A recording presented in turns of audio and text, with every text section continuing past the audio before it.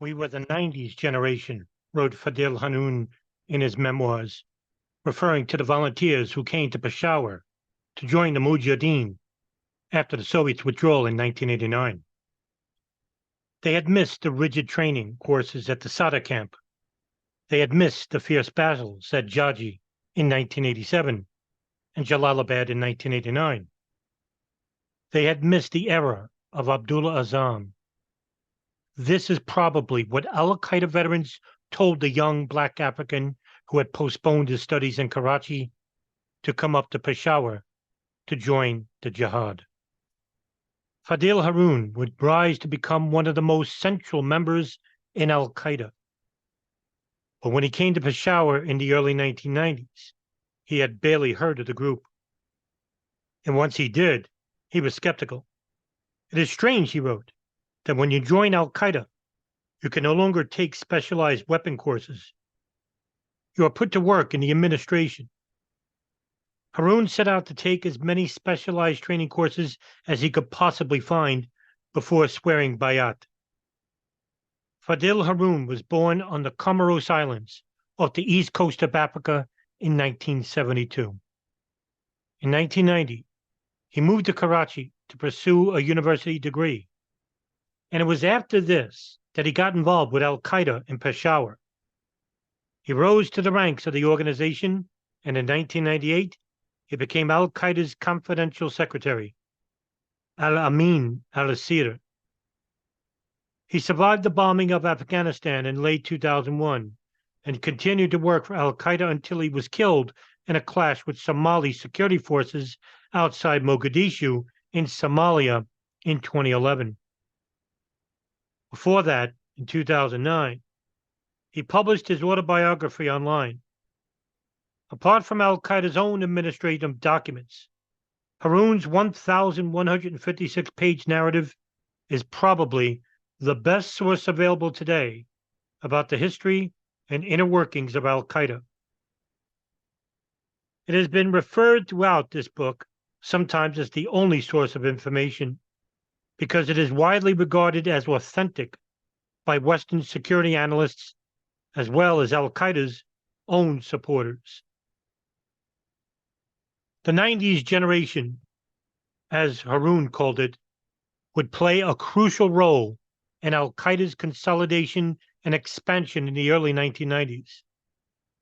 Contrary to popular belief, it was not the Soviet occupation of Afghanistan in itself that attracted recruits to al-Qaeda. It was only after 1989 that large numbers of Arab volunteers started coming to Peshawar. Some of them came to join training camps on front lines, others to flee persecution in their home countries.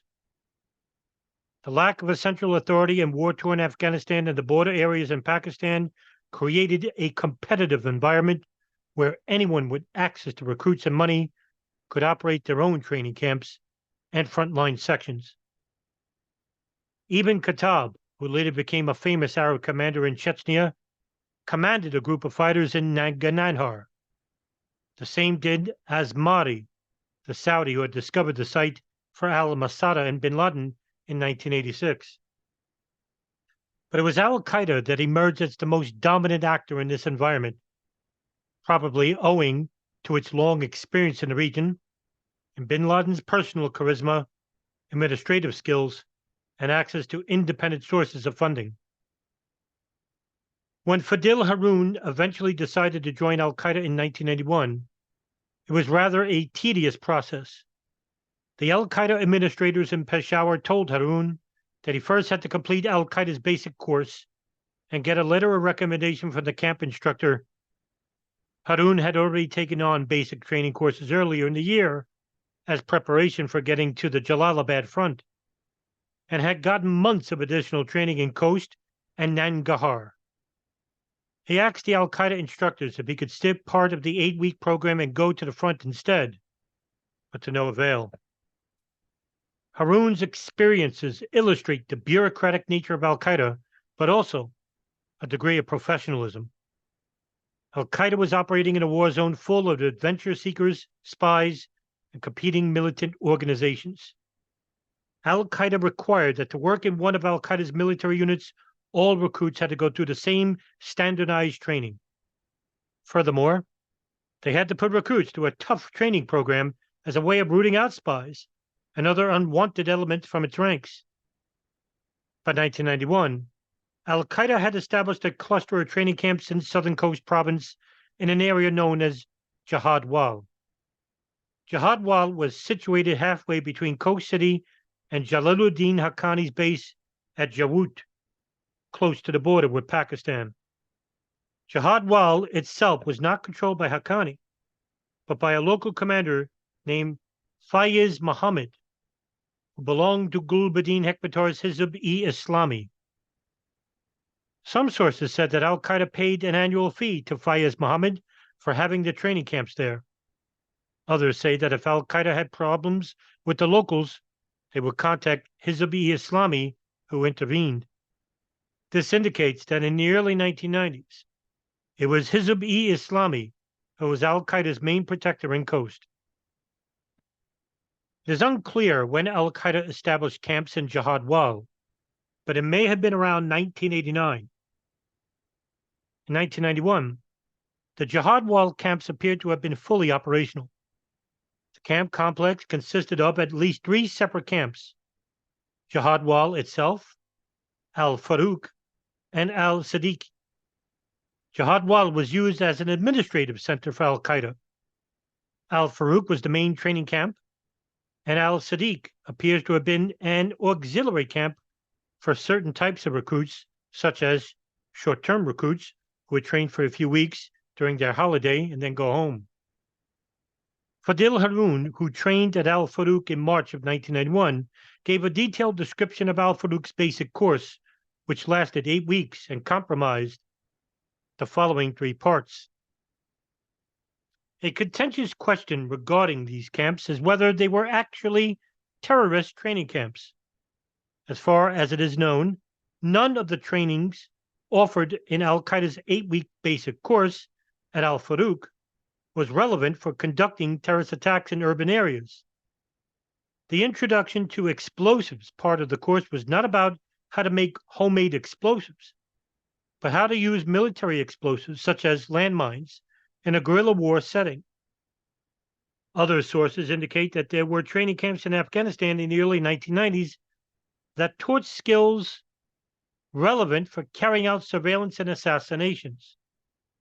These camps were not mainly run by Al-Qaeda, but by other groups such as the Egyptian Islamic Jihad and the Al-Gama al-Islamiyya. These groups had already carried out training terrorist attacks against the Egyptian regime, most famously the killing of President Anwar Sadat in Cairo in 1981. Al-Qaeda members may have taken specialist courses in surveillance, assassination, and other types of operations in this period. But the overall picture is that Al-Qaeda's training camps in Coast were set up to support what was Al-Qaeda's main activity at the time: frontline fighting in Afghanistan. In the spring of 1991, Al-Qaeda was mainly engaged on the front line in Nangarhar. Another large battle took place during this period, the Battle of Khost in southeastern Afghanistan. The Battle of Khost in April of 1991 did what the Battle of Jalalabad in 1989 had failed to do, namely, to capture a major Afghan city from the communist regime.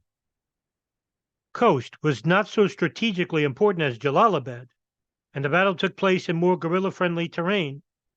Nevertheless, the victory gave a much-needed moral boost to the Afghan Mujahideen, who now felt that they were one step closer to liberating Kabul. Al-Qaeda's participation in the Battle of Khost appears to have been minimal. Mustafa Hamid remarked bluntly that Al-Qaeda sent only one man to participate in the battle. He was supposed to act as part of the rocket supply chain for the Arabs at Khost. It is unclear why bin Laden did not send any more Al-Qaeda fighters to the Battle of Khost, which became a watershed event in the war between the Afghan Mujahideen and the Najibullah regime.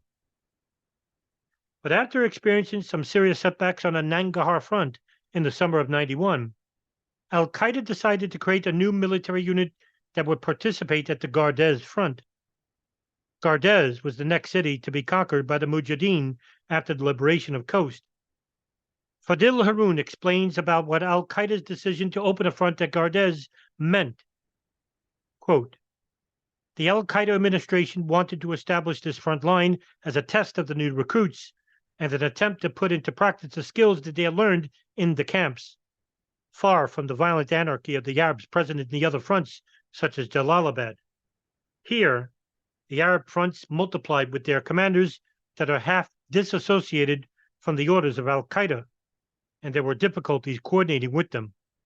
So after the fall of Khost, the al-Qaeda administration decided to establish a special front for them in Gardez, end quote.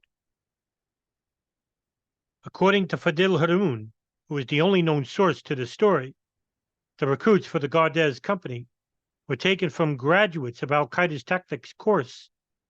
The tactics course was an advanced course in infantry tactics for recruits who had completed the 8-week basic course. It appears that al-Farouk started to offer this course in 1991, which again seems to have motivated al-Qaeda to operating a special front for the recruits at Gardez to test their skills and give them battlefield experience. Haroun suggests that al-Qaeda did not want to spend the recruits to Jalalabad front, which by now was mired in the violent anarchy of the Arabs. One can only speculate about the real motivations of al-Qaeda. Did they see the tactics course graduates as future members of al-Qaeda's secret organization, thus wanting to keep them away from competing organizations, spies, and foreign agents? Or did al-Qaeda simply want the recruits to have a true and sound battlefield experience without having to deal with internal squabbles among independent-minded Arab commanders? The decision probably had elements of both. What we know with some degree of certainty is that al-Qaeda put great effort into the Gardez company, and they wanted the recruits to be a meaningful part of the battle to conquer Gardez in 1991. Moreover, al-Qaeda assigned some of their more senior cadre at the time to lead the company, including an individual named Abu Islam al-Masri, who at the time was in charge of al-Qaeda's training camps in Khost.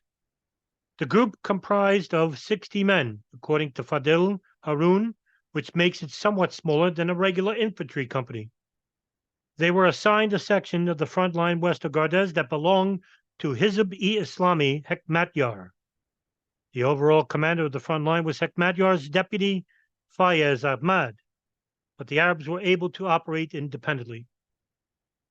In late 1991, al-Qaeda's group withdrew from Gardez as the winter was approaching. The group was transferred to Nangarhar and took up new positions in an area that would forever be associated with al-Qaeda, Tora Bora. The Afghan commander in charge at the time was Engineer Mahmoud, who was a member of Yunus Khalis' party.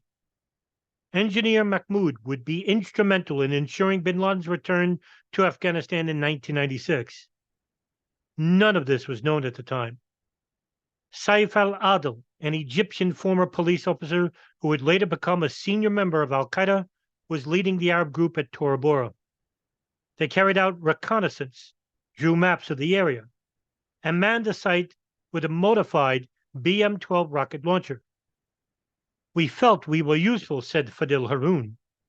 As far as we know, al-Qaeda's fighters participated on the front lines in Nangarhar until the province fell to the Mujahideen in April of 1992. During the first 4 years of its existence, from 1988 to 1992, al-Qaeda was involved in two main activities: training and frontline fighting in Afghanistan. Al-Qaeda's training camps in Khost was seen as tougher and more professional than the other camps offering training to Arabs. Bin Laden's targeted recruitment of former Egyptian military officers into al-Qaeda probably played a direct role in shaping al-Qaeda's training doctrines. Frontline service inside Afghanistan was an integrated part of al-Qaeda's training programs. But frontline fighting also served as al-Qaeda's more general aim of spreading the sentiment of jihad among the Muslims. Al-Qaeda saw itself as an elite Muslim combat unit that would lead others by example through direct participation in fighting and promotion of a culture of martyrdom and self-sacrifice. The professionalism of al-Qaeda's training camps stand in contrast to the reckless military decisions sometimes taken by Osama bin Laden. This discrepancy was caused by the peculiar mix of people that made up al-Qaeda's leadership at the time. Osama bin Laden, a man with no military experience of his own, but with a strong commitment to follow the ideals of the Prophet Muhammad, and Abu Ubaidah and Abu Hafs al-Masri, former officers in the Egyptian army. Bin Laden insisted that Arabs should step up to man al-Masada base in 1987 and insisted that they should take part in the Battle of Jalalabad in 1989. In both cases, Bin Laden's Egyptian military advisors had reservations about the plan, but ended up following Bin Laden's directives. The notion that Bin Laden was a gullible Saudi boy who was led astray by a group of hardline Egyptians should therefore be put firmly to rest. It was Bin Laden who pushed for military action in cases when no one else dared to do so.